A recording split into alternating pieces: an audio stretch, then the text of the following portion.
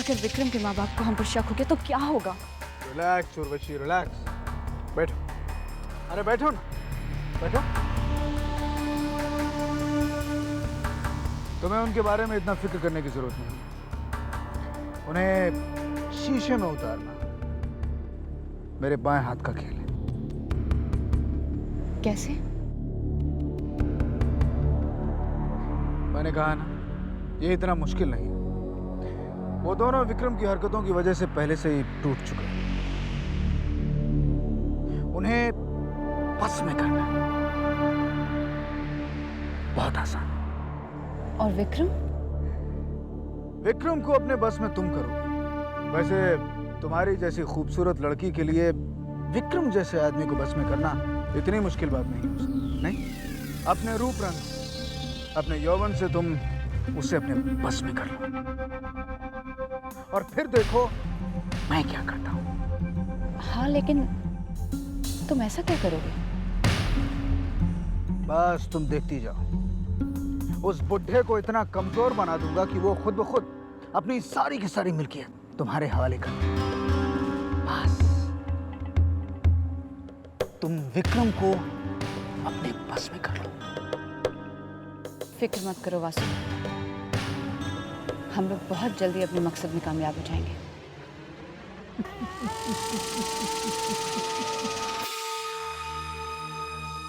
मैंने हर गलती के लिए विक्रम को दोषी ठहराया, लेकिन मुझे आज एहसास हुआ कि गलती मेरी थी।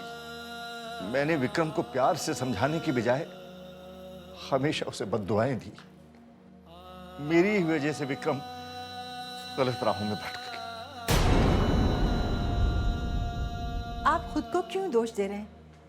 सिर्फ आप अकेले ही जिम्मेदार नहीं हैं विक्रम की इस हालत के लिए। माँ जी, बाबूजी, माँ जी, कहीं आपको ऐसा तो नहीं लगता कि जो कुछ विक्रम के साथ हो रहा है उसका जिम्मेदार मैं हूं? अरे मैं उसे अपना छोटा भाई समझता हूं माँ जी, और वो आज मुझ पर इल्जाम लगा रहा है। माँ जी, आप खुद ही सोचिए, क्या मैं विक्रम के साथ ऐसा कर सकता हूँ? बोलिए माँ जी। बाबूजी, मैं जानता हूँ कि पहले मुझसे कुछ गलतियां हुई हैं, लेकिन अब मैं बदल गया हूँ बाबूजी, मैं सच कहता हूँ। हाँ बाबूजी, और मैं ये भी जानता हूँ कि विक्रम की आंखों की वजह से आप दोनों पर क्या गुजर रही है। हाँ बेटा, ऐसा लगता है जैसे सारी दुनिया में अंधेरा छा गया है। पता नहीं क्या होगा। अरे सब ठीक होगा माँ जी, मैं आपकी तकलीफ समझता हूँ, लेकिन इस तरह से हिम्मत हारने से कुछ नहीं होगा माँ जी। मैं तो कहता हूँ कि जब तक विक्रम पूरी तरह से ठीक नहीं हो जाता, तब तक घर और कारोबार की जो जिम्मेदारी है वो गायत्री को सौंप दीजिए। अरे मेरा तो मानना है कि वो पहले की तरह अपनी जिम्मेदारी बखूबी निभाएगी। तुम ठीक कह रहे हो बेटा। मैं कल ही वकील से मिलके गायत्री को पावर ऑफ अटॉर्नी दे देता हूं। बहुत बहुत धन्यवाद भाजी। अब मैं पूरी तरह से निश्चित हूं कि इस घर की जो बागडोर है वो सही हाथों में रहेगी।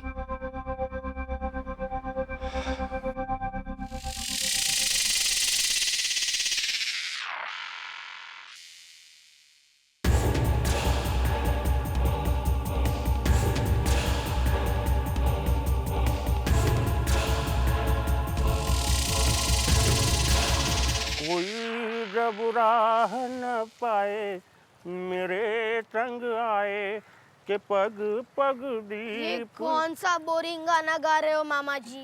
पहले कभी नहीं सुना। अरे सुनोगे भी कैसे, ये हमारे जमाने की सुपरहिट फिल्म दोस्ती का गाना है। नाम भी कितना बोरिंग है। बोरिंग नहीं है, दो दोस्तों की कहानी है। उसमें से एक दोस्त बेचारा अंधा था। अब सोच, अगर मैंने अपनी फिल्म की हीरोइन को अंधा बना दिया तो कैसा रहेगा? सोच कैसा ड्रामा बनेगा। हीरो अंधी हीरोइन के प्यार में पागल है, उसे शादी बनाता है। शादी के बाद उसे पता चलता है कि उसकी बीवी भूतनी है, अंधी भूतनी।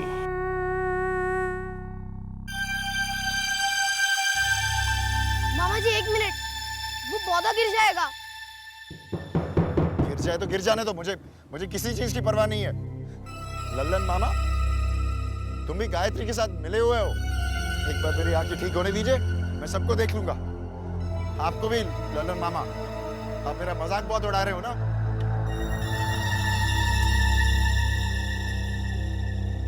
अरे अरे भांजे भांजे मेरी बात। लल्लन तू एक नंबर का गधा है, फिर हो गया ना जज्बात में कर दी ना गलती। तुम लोग सब मिले हुए हैं, मैं जानता हूँ। अरे अरे अरे संभाल संभाल के बेटा, अगर चोट लग जाती। चोट लग जाती तो लग जाती ना बाबूजी। वैसे भी आप क्यों चिंता करें अगर मुझे चोट लगी? जिंदगी भर तो आपने मुझे चोट के सिवा और क्या दिया है मुझे? नहीं चाहिए मुझे आपकी ये सिंपैथी, छोटी सिंपैथी। अपनी बहू के लिए रखिए ना। आप चले गए, सुन रहे हैं? चले गए आप।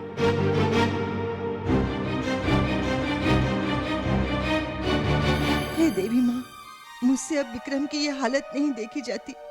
उसके इल्जाम अब कांटे बनकर चुभते हैं।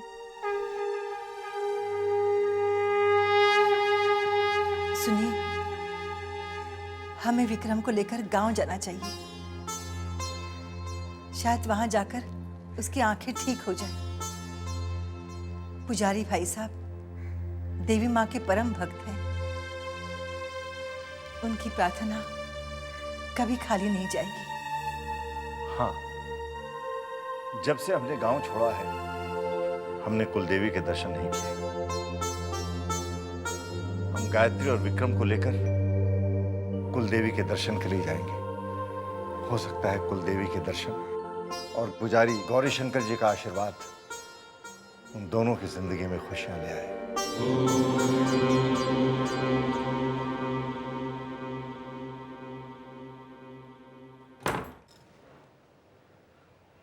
विक्रम, इस तरह अंधेरे में क्यों बैठे हो? मजाक कर रही हो क्या तुम मेरे साथ? कैसी बेहुदा सवाल पूछते हो तुम? अंधे को क्या फर्क पड़ता है, अंधेरा हो या उजाला? जाओ ना तुम यहां से। नाराज क्यों हो रहे?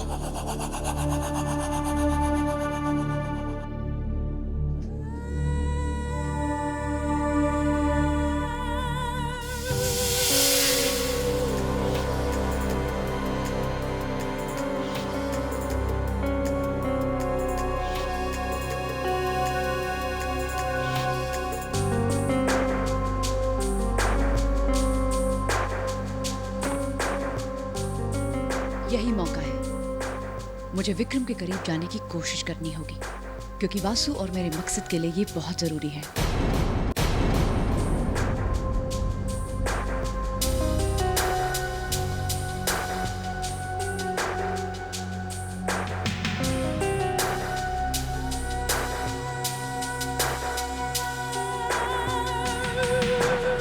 क्या बात है विक्रम,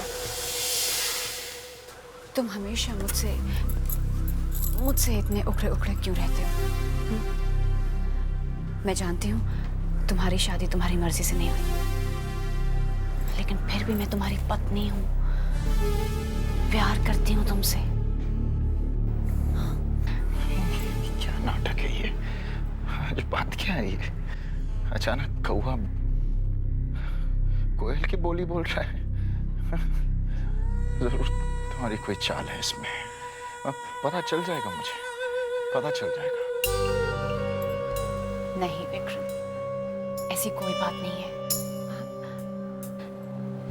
तुम पुरानी बातों को भूल के नहीं जाते। हाँ विक्रम, अब मैं पहले जैसी नहीं रही, सच। अब मैं तुम्हारे लिए कुछ भी कर सकती हूँ, कुछ भी। तुम्हारे लिए ड्रिंक बनाओ? क्यों ना हम अपने इस रिश्ते में एक नया रंग डाल दें?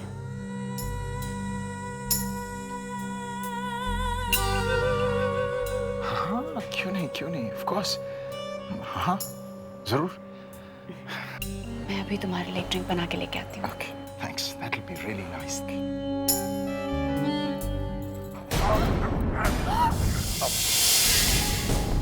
क्या नाटक है ये? बोल क्या नाटक? बोल क्या नाटक है तेरा?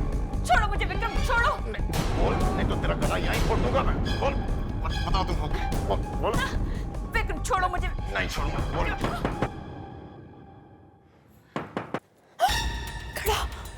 कड़ा का क्या?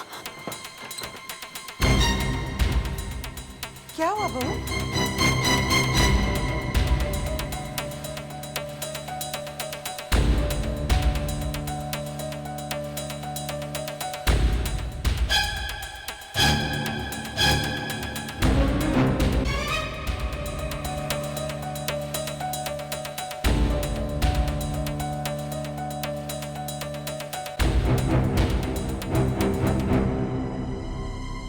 क्या हुआ बहू?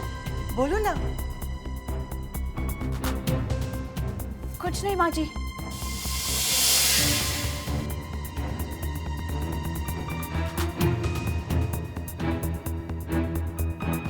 बेटी, मैं तुम्हारी माँ की तरह, बताओ ना क्या हुआ?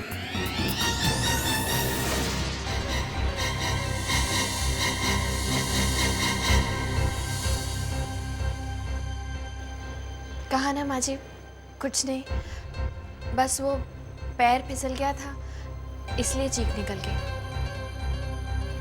और कोई बात नहीं।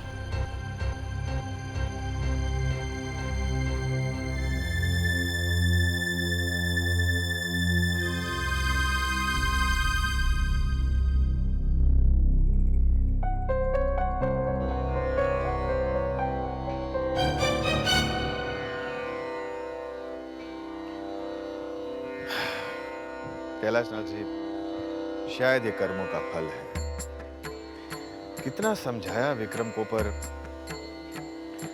लगता है यही प्रभु की इच्छा है। लेकिन गुरुजी, गायत्री किन कर्मों की सजा भुगत रही है? इसमें इस बेचारी का क्या दोष है? गुरुजी, गायत्री की तकलीफ मुझसे देखी नहीं जाती। खुद को गुनहगार महसूस करती हूँ। बहुत बर्दाश्त किया है इसने, कब तक इसे सहना पड़ेगा? कुछ तो कीजिए गुरुजी, कुछ तो कीजिए। गायत्री, अपना हाथ दिखा।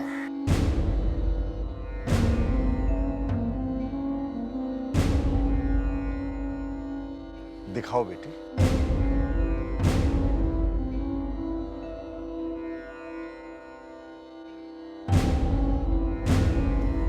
दाहिना हाथ दिखा।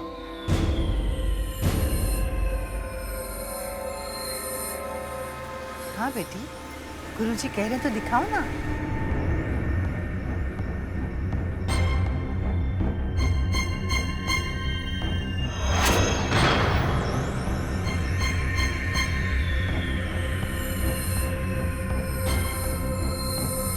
क्या हो रहा है?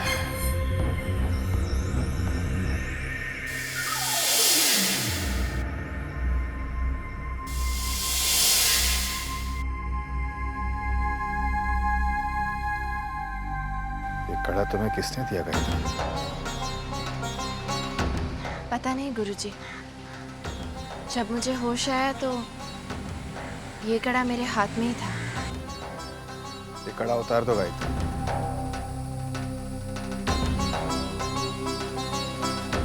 बेटी, जब गुरुजी कह रहे हैं तो कड़ा उतार दो बेटी।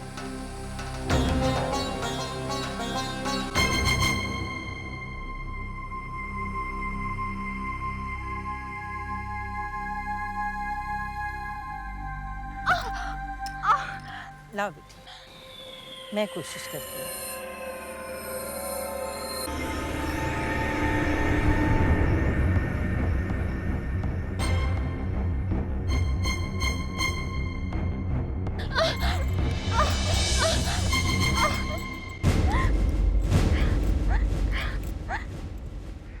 माँ जी,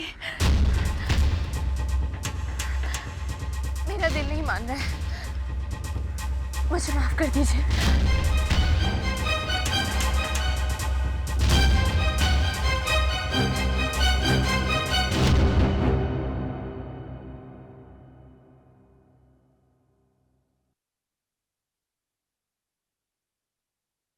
कैलाशनाथ जी, गायत्री को यह कड़ा उतारना होगा।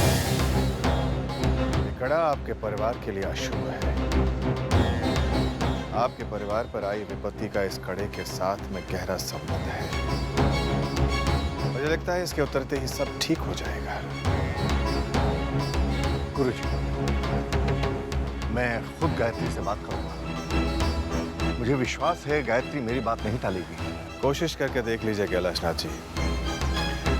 इस समय गायत्री खुद उस कड़े के प्रभाव में जकड़ी हुई है। हो सकता है वो आपकी बात भी न माने। आज तो बच गई। ये सीधे साधे दिखने वाले लोग भी खतरनाक होते हैं, ये आज पता चला। उफ, इतने सीधे साधे लोगों के साथ रहना भी इतना जोखिम भरा हो सकता है, ये मैंने कभी सोचा भी नहीं था।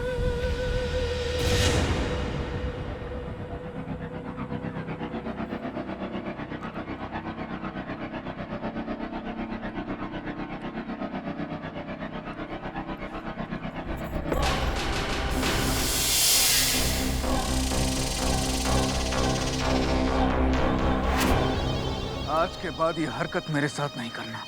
तुम अच्छी तरह से जानती हो कि हमारी कामयाबी इस कड़े की ताकत पर निर्भर है। अगर इसकी ताकत खत्म हो जाती है तो हमारे किए कराए पर पानी फिर जाता है, सब कुछ चौपट हो जाता है। देखो वासु, मेरा इस कड़े से कोई लेना देना नहीं, और मैं उस अंधे के पीछे अपनी जिंदगी बर्बाद नहीं करना चाहती। तुम शायद तुम भूल रही हो, उस अंधे को और उसकी दौलत को पाने के लिए तुमने मेरे साथ हाथ मिलाया। हाँ, हाथ मिलाया था, लेकिन अब खुद हाथ छुड़ा रही हूँ। उर्वशी, तुम जल्दबाजी कर रही हो। तुम्हारे काम की कीमत तुम्हें कल मिल जाएगी। वो जो बुढ़ा है तुम्हारे नाम पर पावर ऑफ अटॉर्नी कर देगा।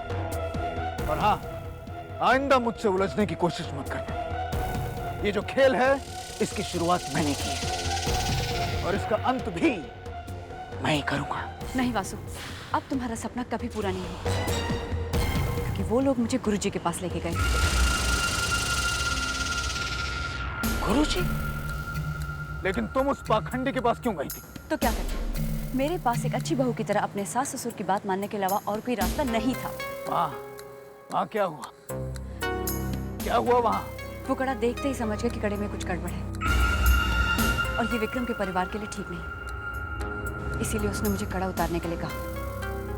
ओह, मतलब कि ये कैलाशनाथ तुम्हें ये कड़ा पहनकर कोई भी शुभ काम करने नहीं देगा। वो गुरुजी का परम भक्त है, उसका अंधा भक्त। कड़ा पहनकर तुम्हें पावर ऑफ अटॉर्नी पर साइन नहीं करने देगा। अब क्या करोगे वासु? अब तुम्हारे खेल का क्या होगा? कुछ नहीं होगा, कुछ नहीं होगा मेरे खेल का। कड़ा तो तुम्हें उतारना होगा गुरुजी। ये उन लोगों के सामने साबित करना बहुत जरूरी है कि ये कड़ा उनके परिवार के लिए अशुभ नहीं बल्कि शुभ है, और यही वासु इच्छा है।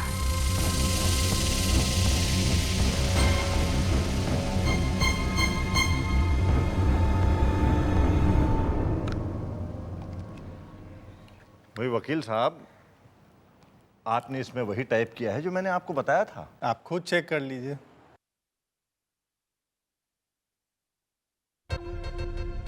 अक्षय, बेटा जरा अपनी गाय मामी को बुला लाओ। जी नाना जी।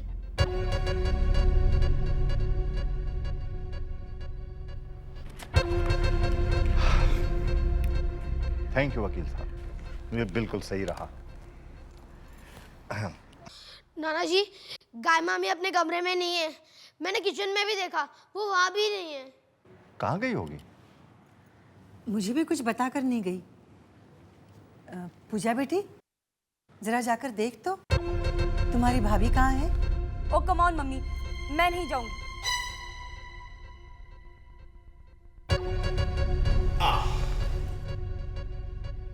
लो, आ गई आपकी लाडली बहू। अब खुद ही पूछ लीजिए कहाँ गई थी। बेटी, कहाँ गई थी तुम? माँ जी, मैं वो लॉन में माली से नए पौधे लगवा रही थी। आओ बेटी, यहाँ बैठो। बैठ। अक्षय, जाओ विक्रम भैया को बुला लो।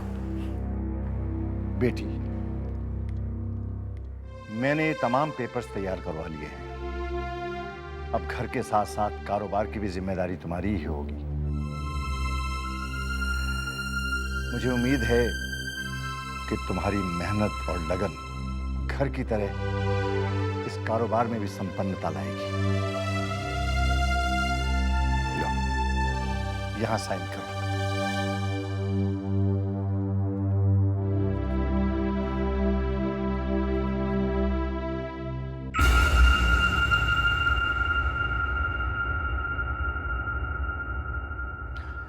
एक मिनट ठहरो।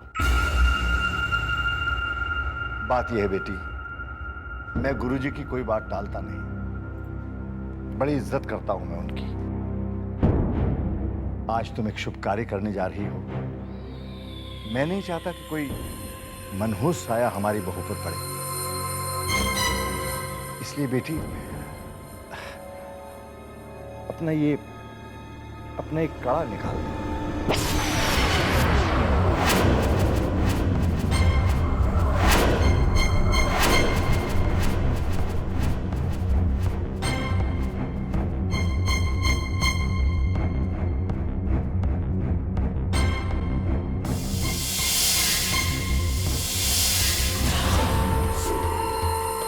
हे महाशक्तिशाली, मुझे शक्ति दो। इस धरती पर आपके जन्म की तरफ ये पहला कदम है। कारोबार पर कब्जा करने के बाद विक्रम उर्वशी की मुट्ठी में होगा।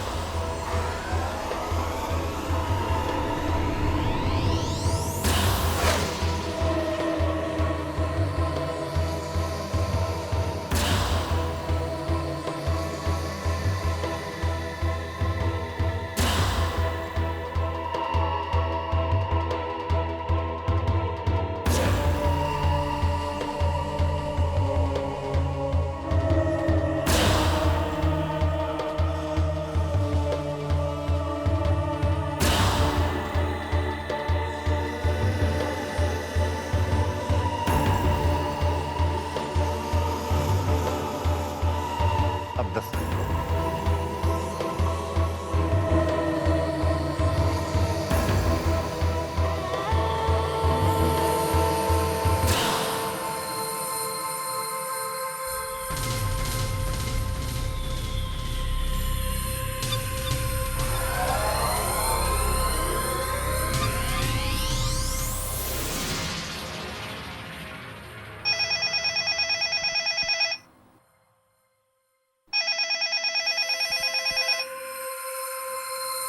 हेलो, क्या?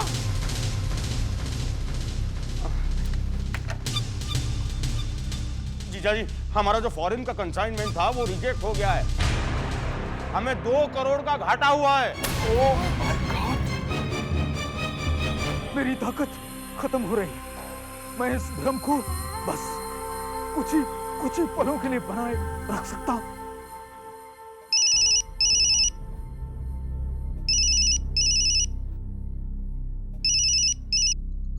हेलो, कौन है?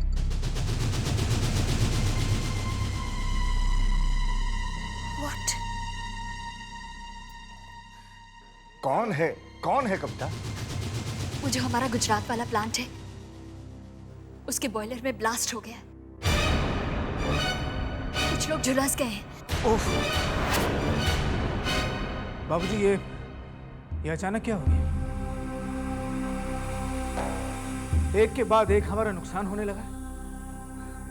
कहीं ऐसा तो नहीं कि ये कड़ा अशुभ नहीं बल्कि शुभ हो,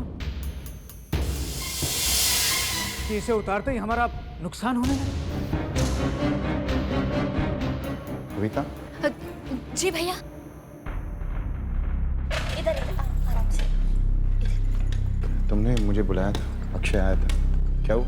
भैया वो हमारा जो गुजरात वाला प्लांट है उसके आंखें जल रही है, यहाँ से कुछ आ रहा है, मेरी आंख।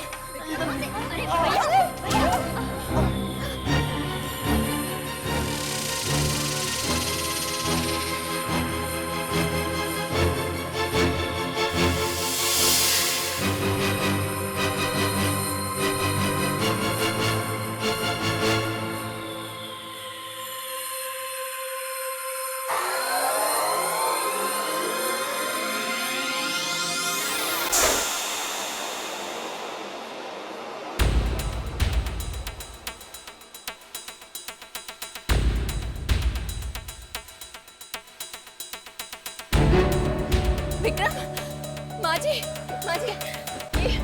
ये अचानक इन्हें क्या हो गया? ये क्या हो गया इन्हें माँ जी?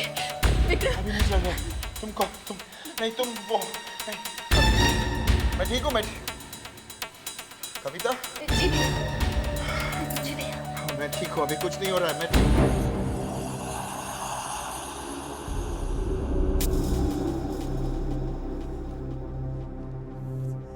समझ में नहीं आ रहा है आखिर इस घर में हो क्या रहा है। पहले विक्रम की आंखें चली गई, फिर कारोबार में नुकसान, और अब ऐसा लगता है जैसे परेशानियां चारों तरफ से एक साथ हम पर टूट पड़ी हों। समझ में नहीं आता देवी माँ की इच्छा क्या है। कहीं वासु की बात सच तो नहीं? जिस कड़े को हम अशुभ और मनहूस मान रहे थे वो हमारे लिए शुभ हो।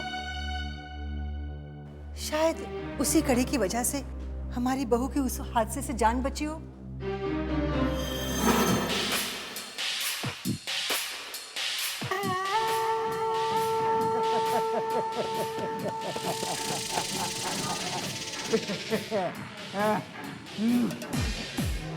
वासु, आज तो मैं बच गई, लेकिन अगर एक पल की भी देर हो जाती ना तो सच्चाई सबके सामने आ जाती। मैंने तुमसे कहा था ना, सिर्फ विक्रम को अपने बस में करना, बाकी सब कुछ मैं संभाल लूंगा, सब कुछ। तुम्हारे साथ कुछ गलत हुआ क्या? मुझे एक बात बताओ, जिस कारोबार को, बिजनेस को हम हासिल करना चाहते हैं, तुम उसे नुकसान कैसे पहुंचा सकते हो? बेवकूफ लड़की, कारोबार तो बस बहाना है। मेरा मकसद तो तुम्हारे और विक्रम के जरिए महाशक्तिशाली का जन्म है। गुरुजी, फैक्ट्री में आग लग गई। अचानक विक्रम की आंखों में दर्द शुरू हो गया। लेकिन आश्चर्य की बात है गुरुजी, आग लगने के बावजूद किसी भी चीज का नुकसान नहीं हुआ। कैलाशनाथ जी, होने को कौन टाल सकता है? ये तो देवी माँ की कृपा है कि आपका कुछ नुकसान नहीं हुआ। गुरुजी, इन सब घटनाओं का संबंध कहीं उस कड़े से तो नहीं? हो सकता है ये कड़ा हमारे लिए अशुभ ना हो। रेवती जी, इन रहस्यों को समय के साथ देवी माँ स्वयं उजागर कर देंगी। फिर भी आपकी तसल्ली के लिए मैं उस कड़े को एक बार फिर से देखना चाहूंगा।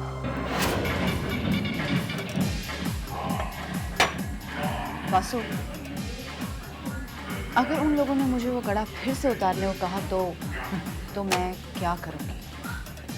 तुम्हें वो लोग ऐसा करने के लिए हरगिज नहीं कहेंगे। गुरुजी, हो सकता है ये मेरे मन का वहम हो, लेकिन मैं नहीं चाहती कि गायत्री वो कड़ा उतारे। मन में अनर्थ की आशंका होती है। मैं समझ सकता हूँ रेवती जी, पर आप चिंता न कीजिए। गायत्री को वो कड़ा उतारने की कोई आवश्यकता नहीं। मैं उस कड़े को वैसे ही देख लूंगा। तो ठीक है, कुल देवी के दर्शन के बाद हम गायत्री को यहीं ले आएंगे। तो अब आज्ञा दीजिए गुरुजी। कैलाशनाथ जी, आपने वसीयत वैसी बनवाई है ना जैसा मैंने कहा था? जी हाँ गुरुजी, मैंने उसमें रत्ती भर भी परिवर्तन नहीं किया।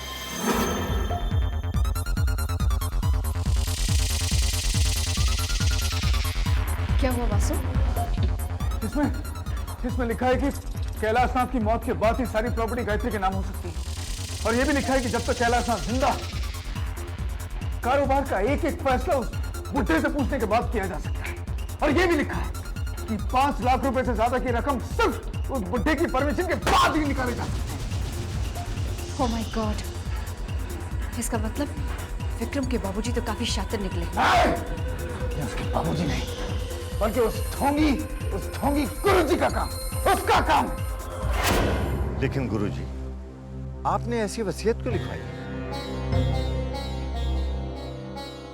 क्या आपको भविष्य में किसी खतरे की या धोखे की आशंका है?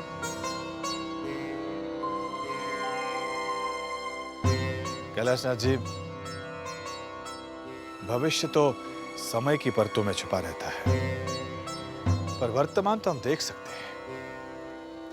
इसलिए भविष्य की चिंता करने से अच्छा है हम अपने वर्तमान को सुनिश्चित कर दें। कैलाशनाथ शर्मा, ये तूने ठीक नहीं किया। भविष्य के चक्कर में अपने वर्तमान को खराब कर दिया। इसकी कीमत तुझे चुकानी पड़ेगी कैलाशनाथ शर्मा। आपकी कुर्ती। बाबूजी, आपका दूध। माँ जी, आप कहीं जा रही हैं? रेवती, तुमने बहू को बताया नहीं? अरे हाँ बेटी, मैं तुम्हें बताना ही भूल गई। हम लोग कल कुलदेवी के दर्शन के लिए गांव जा रहे हैं। जाओ, तुम भी फटाफट तैयार हो जाओ। अपने और विक्रम की पैकिंग कर लो, वरना कल सुबह जाने में देर हो जाएगी। जी ठीक है माँ जी। बेटी, मैं जानती हूँ इस घर में तुम्हें वो मान और सुख कभी नहीं मिला, और उसके जिम्मेदार मैं हूँ। आप ऐसा क्यों कह रही हैं माँ जी? यही सच है बेटी। तुम्हारी सुखी जीवन के लिए हम लोग कुलदेवी के दर्शन के लिए जा रहे हैं। बेटी, हमारी कुलदेवी के मंदिर के पुजारी मेरे बचपन के दोस्त हैं। देवी माँ के बड़े अनन्य भक्त हैं वो। अब तो इन परेशानियों से निकलने का रास्ता वही बताएंगे। देवी माँ पर भरोसा कीजिए, सब कुछ ठीक हो जाएगा। बेटी, हमें गुरुजी के पास भी जाना है। वो एक बार तुम्हारा कड़ा भी देखना चाहते हैं। गुरुजी ने एक बार और उस कड़े को देखा तो सारे के सारे राज खुल जाएंगे। कैसे? मैंने अपनी मायावी शक्ति से उस कड़े पर पौराणिक लिपि से एक मंत्र लिखा था। अगर उस पाखंडी ने उस मंत्र को पढ़ा तो उस मंत्र का असर खत्म हो जाएगा, और तुम्हारे और गायत्री के बीच भ्रम का जो पर्दा है वो वहीं पर उठ जाएगा। देखा वासु, मैंने तो तुम्हें पहले ही कहा था कि ये खेल खतरनाक होता जा रहा है, लेकिन तुमने तो जैसे मेरी बात ना मानने की ठान रखी है। अब भुगतो, क्योंकि कुल देवी के दर्शन के बाद ये लोग हर हाल में मुझे उस आश्रम लेके जाएंगे। कमाल है वासु, यहाँ पर मैं इतनी परेशान हूँ और तुम हंस रहे हो। मैं कुलदेवी के मंदिर के बारे में सोच रहा हूँ कि वो पहाड़ी की चोटी पर है। वहां मौसम बहुत अच्छा होगा, और वहां सिर्फ एक रोप ट्रॉली से जाया जा सकता है। तुम्हारा सफर बहुत अच्छा होगा। एक मिनट वासु, लगता है तुम पागल हो गए हो। यहाँ हमारा प्लान फेल हो जाने की वजह से मुझे जेल हो सकती है, और तुम मेरे सफर के बारे में सोचकर खुश हो रहे हो? मैं तुम्हारे बारे में नहीं सोच रहा, मैं कैलाशनाथ और उनकी पत्नी के सफर के बारे में सोच रहा हूं। अच्छा, तो इसमें इतना खुश होने वाली क्या बात है? क्यों ना हो सकता है कि मंदिर तक पहुंचने से पहले उनके साथ कोई हादसा हो जाए और कैलाशनाथ और उनकी धर्म पत्नी की धार्मिक यात्रा उनकी अंतिम यात्रा बन जाए। अब जो होगा बस अच्छा।